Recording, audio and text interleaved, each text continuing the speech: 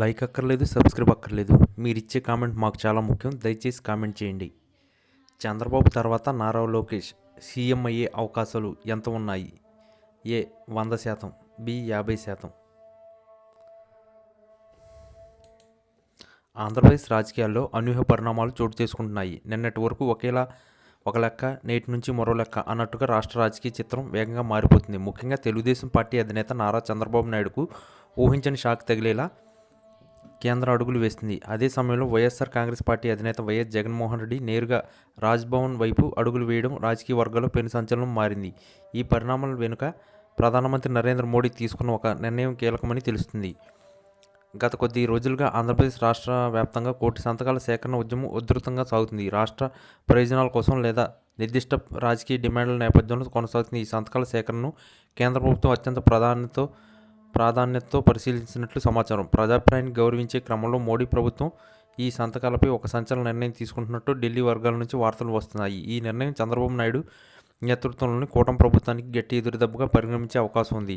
రాజకీయాల్లో ఎప్పుడు ఏం జరుగుతుందో ఊహించడం కష్టం. తాజాగా జగన్మోహన్ రెడ్డి గవర్నర్ను కలవడానికి రాజ్భవన్కు వెళ్లడం వెనుక పెద్ద వ్యూహమే ఉన్నట్లు కనిపిస్తుంది.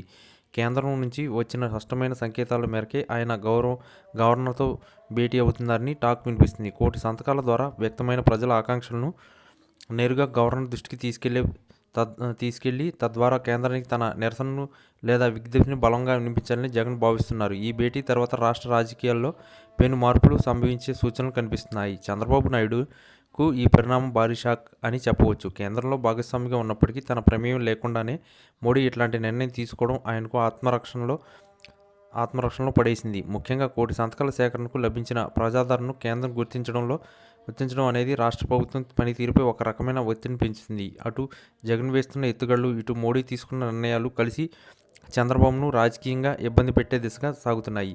ఈ మొత్తం వ్యవహారంలో మోడీ సర్కార్ రాజకీయ స్పష్టంగా కనిపిస్తుంది. రాష్ట్ర సమస్యల పట్ల లేదా ప్రజా ఉద్యమాల పట్ల కేంద్రం ఉదాసీనంగా ఉందని, కేవలం ఒకవైపు మాటలే వినకుండా ప్రజల నాడిని పట్టుకుంటుందని ఈ నిర్ణయం ద్వారా నిరూపితమైంది. ఇది కేవలం సంతకాల సేకరణ సంబంధించిన విషయం మాత్రమే కాకుండా భవిష్యత్తులో రాష్ట్రంలో ఏర్పడబోయే కొత్త రాజకీయ సమీకరణాలకు నాందిగా నిలిచే అవకాశం ఉంది. మొత్తానికి ఆంధ్రప్రదేశ్ రాజకీయాలు ఇప్పుడు రాజ్భవన్ చుట్టూ తిరుగుతున్నాయి. జగన్ భేటీ ముగిసిన తర్వాత వెలువడే ప్రకటనలు రాష్ట్ర భవిష్యత్తును నిర్ణయించబోతున్నాయి. చంద్రబాబు ఈ క్లిష్ట పరిస్థితులను ఎలా ఎదుర్కొంటారు, కేంద్రంతో తన సంబంధాలను ఎలా సరిదిద్దుకుంటారు అనేది ఇప్పుడు ఆసక్తికరంగా మారింది. రాబోయే 24 గంటల్లో రాష్ట్ర రాజకీయాలు అత్యంత కీలకం కానున్నాయి. ఈ వీడియో కనుక మీకు నచ్చినట్లయితే please like, share and subscribe channel. మరిన్ని వీడియోస్ కోసం మా ఛానల్ని సబ్స్క్రైబ్ చేయడం మాత్రం మర్చిపోకండి. మీ ఫ్రెండ్స్, ఫ్యామిలీస్కి ఈ వీడియోని షేర్ చేయండి.